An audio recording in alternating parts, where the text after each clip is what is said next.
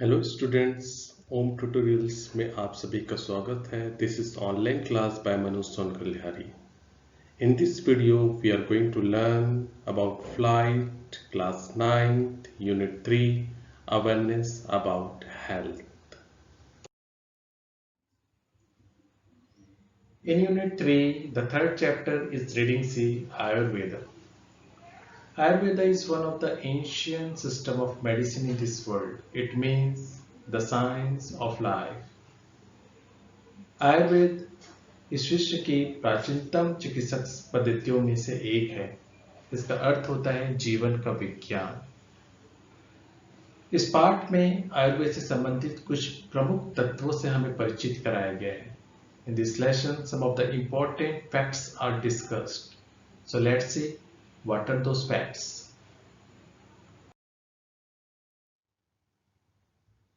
The lesson starts with the conversation between Suman and her grandmother. It seems that her grandmother is a true lover of nature and loves gardening. So she planted some of the herbal plants at the backyard of his house. यह जो पाठ है यह सुमन और उसकी दादी के बीच वार्तालाप से प्रारंभ होता है। आइए देखते हैं दोनों के बीच क्या बातचीत हो रही है। Suman was very happy that morning. Suman उस सुबह बहुत ही खुश नजर आ रही है, बहुत ही खुश है। क्यों खुश है, आइए देखते हैं। She had rightly recognized some of the important herbs that her grandmother wanted her to bring from the backyard. खुशी का कारण ये है कि उनकी ग्रैंडमदर ने उनके घर के पीछे जो आंगन है वहां पे कुछ हर्बल प्लांट्स लगाए हैं और उनकी दादी माँ उनसे कह रही है कि पीछे आंगन से कुछ हर्बल प्लांट्स तोड़ करके लाना है। और आज सुमन ने उन हर्बल प्लांट्स को सही सही पहचाना है और ये उनकी खुशी का कारण है। दादी had many little patches of the backyard where wild herbs are cared of. दादी ने घर के पीछे में जो छोटे छोटे टुकड़ों में बहुत सारी औषधियां लगाई हैं और उनका वो देखभाल करती है। They are lycopodium, bhringraj and aloe vera. और उस आंगन में कुछ औषधियां हैं जैसे लाइकोपोडियम, भृंगराज एंड एलोवेरा। तो इस प्रकार की जो औषधियां हैं उनके घर के पीछे के आंगन में दादी ने लगाए हैं। She liked the names and wanted to see how दादी prepared medicine from the herbs. सुमन को वो नाम बहुत पसंद है, लाइकोपोडियम, भृंगराज, एलोवेरा, ये नाम बहुत पसंद है और वो ये जानना चाहती है कि दादी इन हर्ब से मेडिसिन कैसे बनाती है। दादी, we eat so many fruits and vegetables, but how do wild plants make medicine when some people say they are poisonous? सुमन अपने दादी माँ से प्रश्न कर रही है कि दादी, हम बहुत सारे फल और सब्जियां खाते हैं, पर ये जो मेडिसिन है, ये जो दवाएं हैं, ये जंगली पौधों से कैसे बनते हैं। औषधियां मीन्स जंगली पौधे, तो जंगली पौधों से कैसे बनते हैं, जबकि कुछ लोगों को कहना है कि दे आर पॉइजनस, वे जहरीले होते हैं। All plants have some special features and medical science owes the cure of many chronic diseases to the plant kingdom. Nature opens itself to Ayurveda with the cure of the chemical and biological imbalance.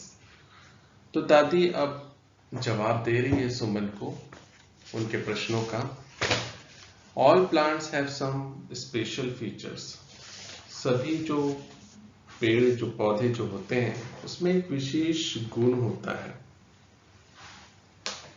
And medical science owes the cure of many chronic diseases to the plant kingdom.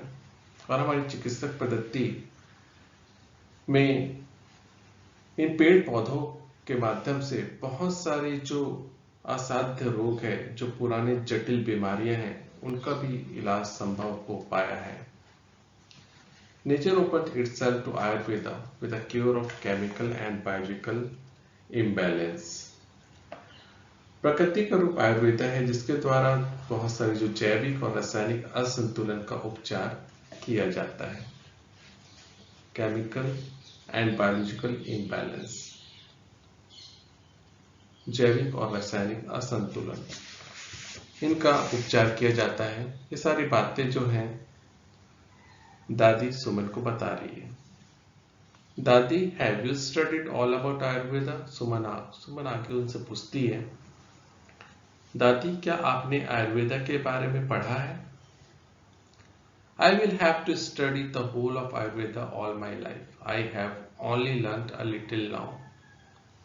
तो दादी जवाब दे रही है कि मुझे आयुर्वेद के बारे में पढ़ने के लिए पूरा जीवन पढ़ना पड़ेगा। मैंने आयुर्वेद के बारे में अभी बस थोड़ा ही पढ़ा है। I have learned a little till now. अब तक मैंने कुछ थोड़ा बहुत ही उनके बारे में जाना है। Will you tell me something about it? Suman asked curiously. तो सुमन बहुत क्यूरियस है इस आयुर्वेदा और हर्ब्स, इन सारी चीजों के बारे में जानने के लिए, और अपनी दादी से कहती कि मुझे इसके बारे में कुछ बताइए। Will you tell me something about it? Something about the Ayurveda. So very curiously, Suman asked her dadi about the Ayurveda.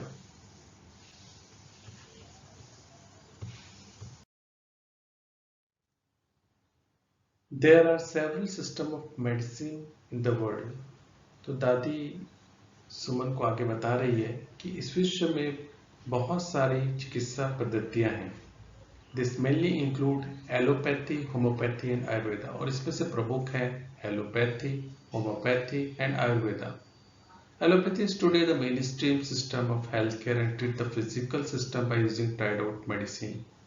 और आज एलोपैथी जो है एक मुख्य चिकित्सा पद्धति के रूप में इसको यूज किया जाता है। हम अपने स्वास्थ्य की देखभाल के लिए और अपने शारीरिक उपचार के लिए एलोपैथी के जो एक्सपेरिमेंटेड मेडिसिन है उसका हम ज़्यादा से ज़्यादा यूज करते हैं। Homeopathy is based on the doctrine of like cures like, whereby a substance that causes the symptoms of a disease in a healthy people will cure the similar symptoms in sick people.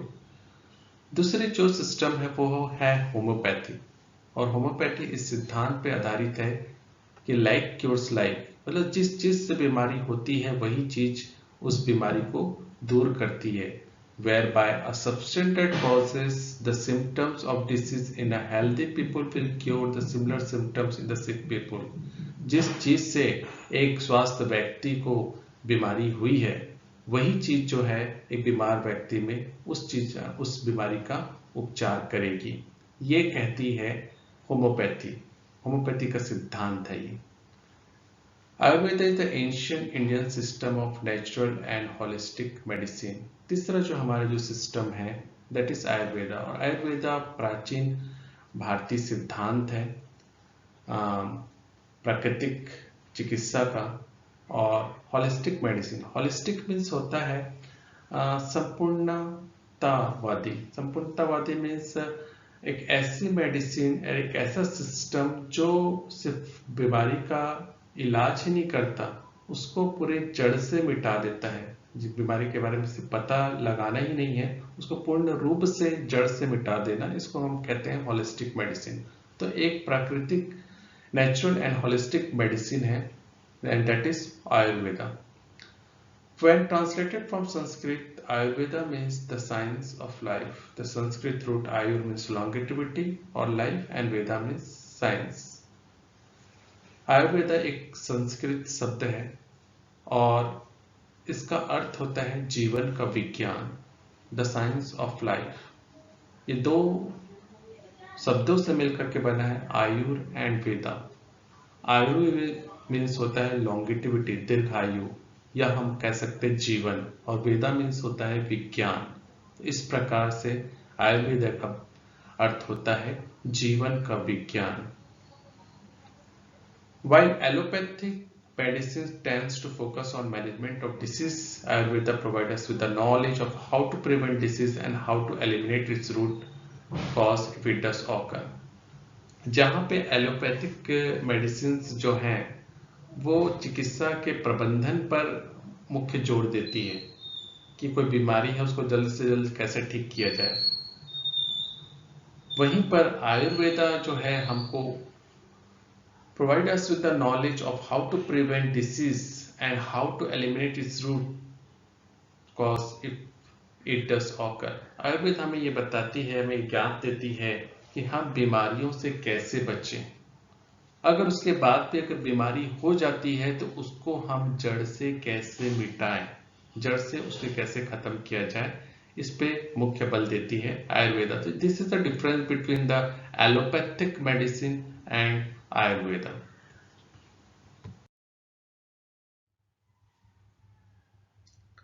How old is this sign? Suman looked into Dadi's wrinkled face. सुमन दादी की झुर्रियां भरी जो चेहरे हैं उनकी ओर देखते हुए कहती है, How old is this science? Means इस जीवन का जो विज्ञान है वो कितना पुराना है। Quite old. The knowledge of Ayurveda was passed on orally for thousands of years through a lineage of sages in India until it was collected into a text, said Dadi smiling. तो दादी मुस्कुराते हुए सुमन को बता रही है, quite old मतलब बहुत पुराना है। The knowledge of Ayurveda was passed on orally for thousands of years through a lineage of sages in India until it was collated into a text. जब तक कि इसे एक पुस्तक के रूप में संग्रहण नहीं किया गया था, तब तक कि ये हजारों सालों तक आयुर्वेद का जो ज्ञान है वो हमारे जो ऋषि मुनि हैं उसमें वंशानुक्रमित आगे बढ़ता गया, मौखिक रूप से उसे आगे बढ़ाया गया। The oldest known text on Ayurveda are Charaka Samhita, Sushruta Samhita and Ashtanga Hridaya. और आयुर्वेद पे जो सबसे पुराने जो ग्रंथ, जो संग्रह जो पाए जाते हैं वो हैं चरक संहिता, सुश्रुत संहिता एंड अष्टांग हृदय। This text details the effect that the 5 elements found in the cosmic system, earth, water, air, fire and space have on our individual system and explored on the importance of keeping this element balanced for healthy and happy life. और ये जो संग्रह हैं आयुर्वेद पे ये बताते हैं कि अंतरिक्ष में पाए जाने वाले जो 5 तत्व जो होते हैं, जैसे for example earth, water, air, fire and space, ये अंतरिक्ष में पाए जाने वाले 5 तत्व हैं। उनका हमारे जीवन पे, मनुष्य के जीवन पे, उसके जीवन शैली पे, उसके शरीर पर क्या प्रभाव पड़ता है, इसके बारे में ये सारी जानकारी जो है उन ग्रंथों में दी गई है। And explored on the importance of keeping this element balance for a healthy and happy life. इसके अलावा ये भी बताते हैं कि ये 5 तत्वों का संतुलन हमारे खुशहाल जीवन और सुखमय जीवन के लिए कितना इम्पोर्टेंट है। हमें स्वस्थ रखने के लिए और सुखमय रखने के लिए इन 5 तत्वों का संतुलित होना बहुत ही महत्वपूर्ण है। ये सारी बातें जो है इन संग्रहों में दिया गया है। Ayurveda places great importance on one's path और life style, eating habits and daily routine. Ayurveda जो है वो मेनली फोकस करती है किसी व्यक्ति के लाइफ स्टाइल पे। लाइफ स्टाइल में ईटिंग हैबिट्स, हम क्या खाते हैं और हमारा डेली रूटीन कैसा है, इन सारी चीजों पे उसका मेन फोकस रहता है। Ayurveda also provides guidance on how to adjust our lifestyle based on the change of the season. Ayurveda हमें मार्गदर्शन भी प्रदान करती है कि बदलते मौसम के साथ, बदलते ऋतुओं के साथ हम अपने आप को एडजस्ट कैसे करें, अपना लाइफ स्टाइल चेंज कैसे करें, ये सारी चीजों के बारे में मार्गदर्शन प्रदान करती है। According to Ayurveda, each person will be influenced by certain elements more than the others. Ayurveda के अनुसार जो 5 तत्व होते हैं उनमें से किसी एक तत्व का इफेक्ट एक मनुष्य पे ज्यादा रहता है बाकी तत्वों की तुलना में। This is because of their प्रकृति और नेचुरल कॉन्स्टिट्यूशन। और इसका कारण है प्रकृति या हम कह सकते हैं natural constitution. Natural constitution means होता है प्राकृतिक, उसकी संरचना जो होती है उसके कारण ये सारी चीजें संभव है। Ayurveda categorize the different constitution into 3 different doshas, और आयुर्वेदा ने ये जो संरचना है इसे मुख्य रूप से 3 दोषों में बांटा है, 3 दोषों में इसको विभाजित किया है। आइए देखते हैं ये 3 दोष क्या है।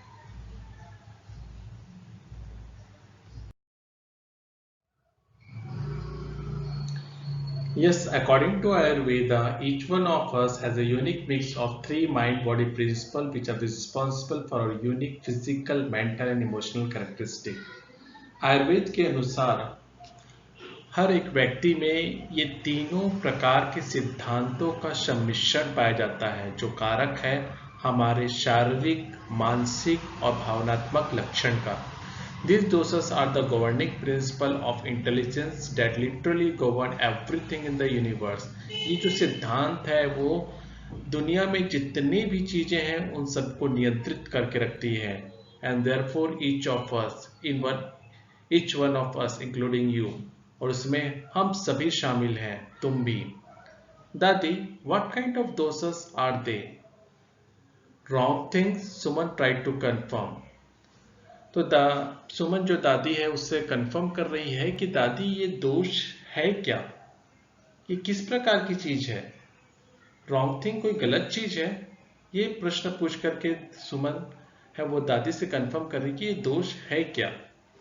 जैसे कि आप लोग भी सुन रहे होंगे कि ये दोष आखिर है क्या। जनरली हम ये दोष शब्द का प्रयोग है वो किसी गलत काम के लिए करते हैं कि तुम पे ये दोषारोपण किया जाता है कि तुमने ये किया है वो किया। तो ये दोष शब्द जो है हम जनरली गलत काम के लिए इसका प्रयोग करते हैं। परंतु बच्चों, यहाँ पे जो ये दोष शब्द का प्रयोग हुआ है ये एक प्रकार की एनर्जी है जो हमारे शरीर में है, और दुनिया के जितने भी वस्तु हैं, जितने भी जीव जंतु हैं, सबके शरीर में ये इस प्रकार के दोष है वो पाए जाते हैं, मतलब इस प्रकार की ऊर्जा पाए जाते हैं जो मुख्य रूप से 3 प्रकार के होते हैं। तो यहाँ पे दोष का मतलब है एनर्जी, ऊर्जा। तो इससे इस बात को ध्यान में रखना है कि दोष मतलब होता है एनर्जी। अब दादी क्या रिप्लाई दे रही है? The 3 doshas are known as वात, पित्त एंड कफ। तो दादी है सुमन को बता रही है कि 3 प्रकार की जो एनर्जी जो होती है, 3 प्रकार के दोष जो होते हैं जो हमारे बॉडी में पाए जाते हैं, that is known as वात, पित्त एंड कफ। मीन्स वात दोष, पित्त दोष एंड कफ दोष। Understand these 3 dosh and how to influence them and how to literally hold the reins of life in our hand.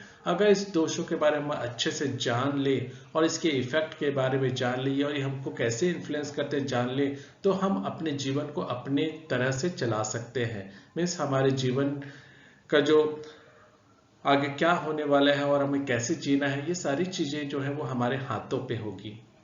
As the doshas govern everything, if you know how to balance them, you can eliminate ill health, create perfect balance and therefore enjoy ideal health without any need of an external expert, doctor, guru or anyone or anything outside your own self.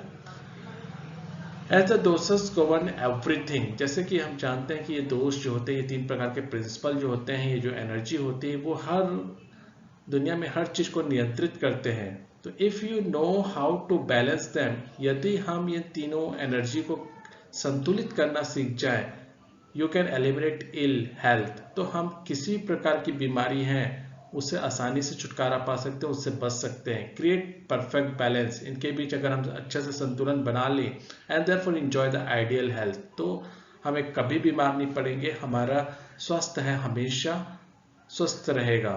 तो इन तीनों के बारे में जानना बहुत महत्वपूर्ण है, और इस तीनों के बारे में अगर अच्छे से हम ज्ञान हमें प्राप्त हो जाता है तो हमें किसी भी प्रकार के एक्सपर्ट, डॉक्टर्स, गुरु और एनीवन और anything outside our own self, तो किसी प्रकार के डॉक्टर्स, गुरु, एक्सपर्ट की हमें आवश्यकता नहीं होगी।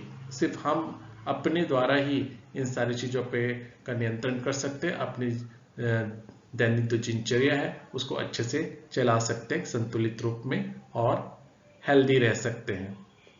According to Ayurveda, everything consist of different proportion of 5 fundamental element: space, air, fire, water and earth. Ayurveda कहता है कि जितने भी वस्तु हैं, जितने भी जीव जंतु हैं इस विश्व में, इस ब्रह्मांड में, उसमें जो 5 एलिमेंट, फंडामेंटल एलिमेंट है जिसके बारे में हमने पहले भी पढ़ा है, जैसे space, air, fire, water and अर्थ, ये डिफरेंट प्रपोर्शन में पाए जाते हैं, मतलब अलग अलग रेशियो में ये पाए जाते हैं। आइए देखते हैं इनके बारे में और हमें क्या जानकारी दी गई है।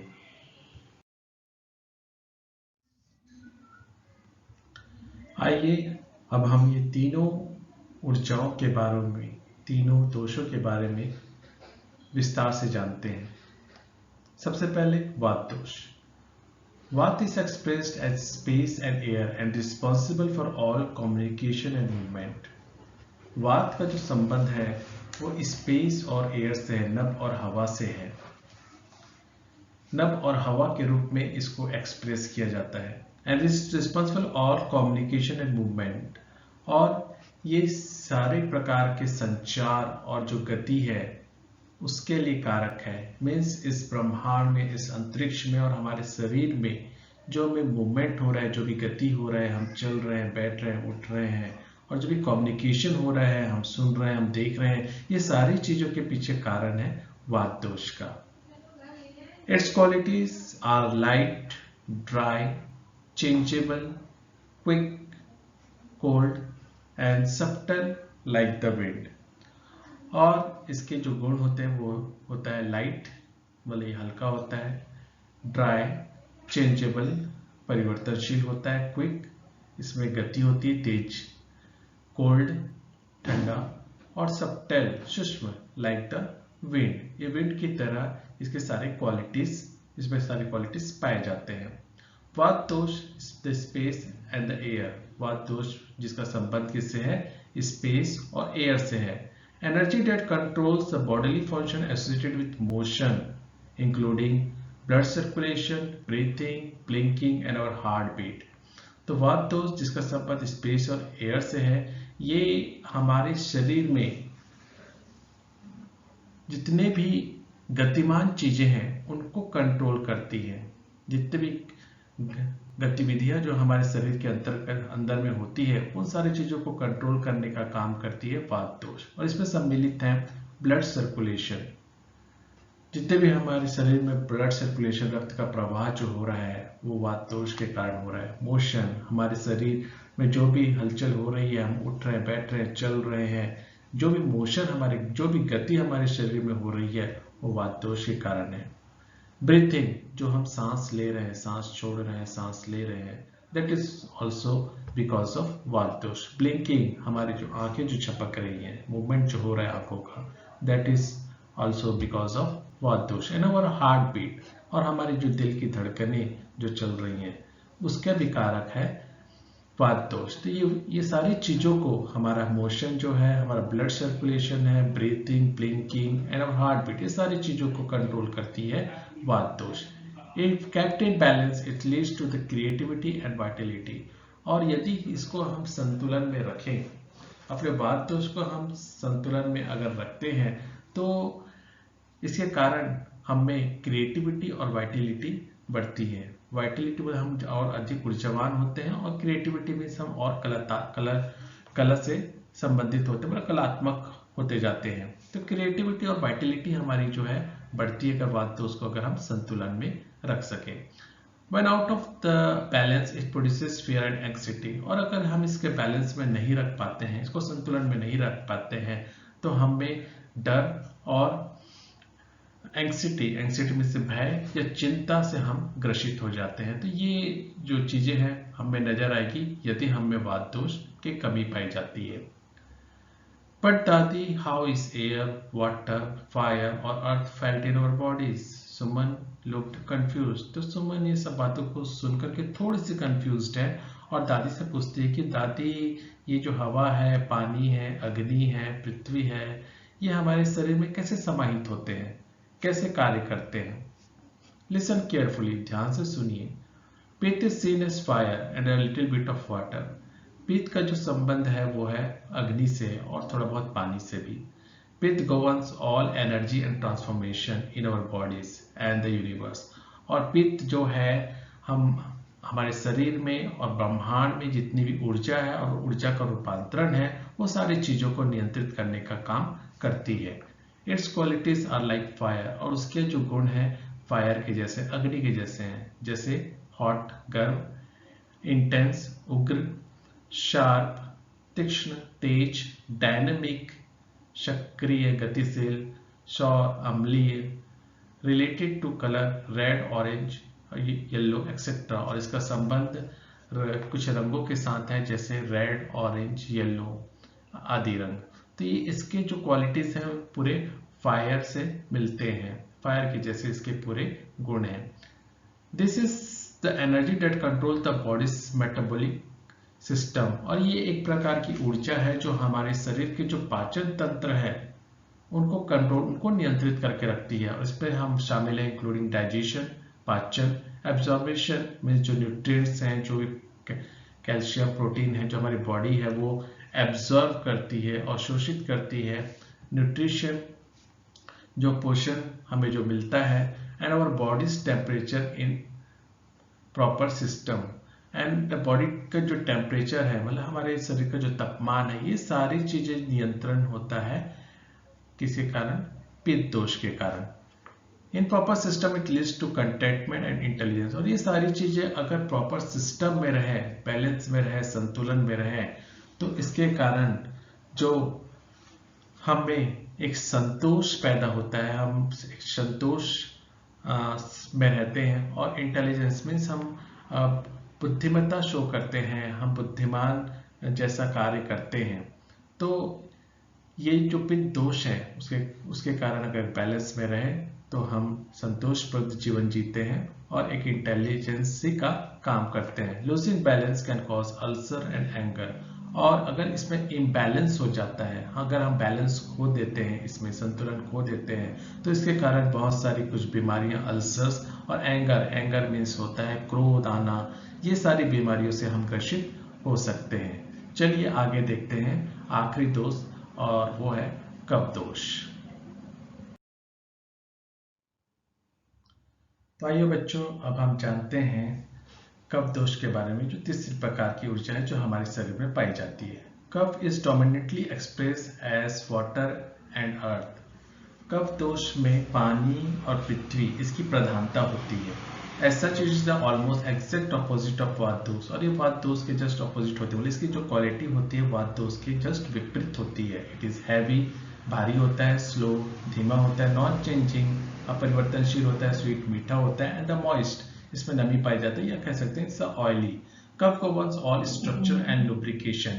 कफ दोष जो है हमारे शरीर की जो संरचना है और उसमें जो लुब्रिकेशन है उसको नियंत्रित करने का काम करती है। स्ट्रक्चर मीन्स हमारे बॉडी की संरचना, means the bones and the muscles in our body, और द लुब्रिकेशन मीन्स हमारे शरीर में एक ऐसा फ्लूइड है जिसके कारण हमारी बॉडी फ्रीली मूव करती है। जैसे कोई भी मशीन के पार्ट्स में अगर हम ऑयलिंग ग्रीसिंग करें तो फ्रीली मूव करता है। सेम कंडीशन इस विथ आवर बॉडी, हमारे बॉडी में एक लुब्रिकेशन होता है जिससे हमारी बॉडी फ्रीली मूव करती है, और ये सारे चीज हो पाता है कफ दोष के कारण। This is the energy that control growth in the body, और ये एक प्रकार की ऐसी ऊर्जा है जो हमारे शरीर की वृद्धि को नियंत्रित करती है। It supplies water to all parts, moisturize the skin and maintain the immune system. ये हमारे शरीर के हर भाग में वाटर, पानी को सप्लाई करती है, मॉइस्चर द स्किन, इसके कारण हमारी जो स्किन जो है वो उसमें नमी पाई जाती है, and maintains the immune system, मतलब रोग प्रतिरोध क्षमता है उसको नियंत्रित करने का ये काम करती है। It is expressed at the love and forgiveness. अगर ये संतुलित में रहे कफ दोष तो हमारे शरीर में लव एंड फॉरगिवनेस जैसे लक्षण पाए जाते हैं, मतलब प्यार और फॉरगिवनेस मीन्स प्रेम और दया का ये सूचक है। Lacking in adjustment it can lead to insecurity and envy, और अगर इसमें इसके संयोजन में अगर हम कमी देखते हैं तो ये एक प्रकार से असुरक्षा और ईर्ष्या का कारक बन जाता है। So this is all about kapha dosha. Suman, it is interesting to know that people can be identified by their tendency to the doshas. आगे सुमन कहती है कि इट इज वेरी इंटरेस्टिंग, ये बहुत ही रुचिपूर्वक है कि दोषों के आधार पर हम किसी भी व्यक्ति के टेंडेंसी को, किसी व्यक्ति के आचरण और टेंडेंसी के बारे में जाना जा सकता है। Dati said, whether you go to an allopathic, homeopathic or an Ayurvedic doctor, you must always go to the professional doctor if you are not well.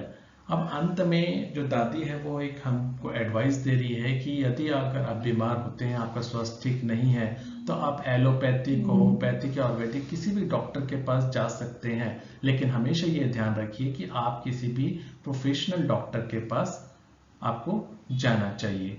Taking any medicine without professional advice can be dangerous. हम किसी professional advice के बिना अगर कोई भी medicine लेते हैं तो हमारे लिए खतरनाक हो सकता है। So this is all about Ayurveda, children. I hope you have understand it. इस पार्ट में आयुर्वेदा के बारे में बहुत ही अच्छे से वर्णन किया गया, तीनों दोषों के बारे में बताया गया है और 5 तत्व जो इस कॉस्मिक सिस्टम में पाए जाते हैं उन सब के बारे में बहुत ही अच्छे से वर्णन किया गया है।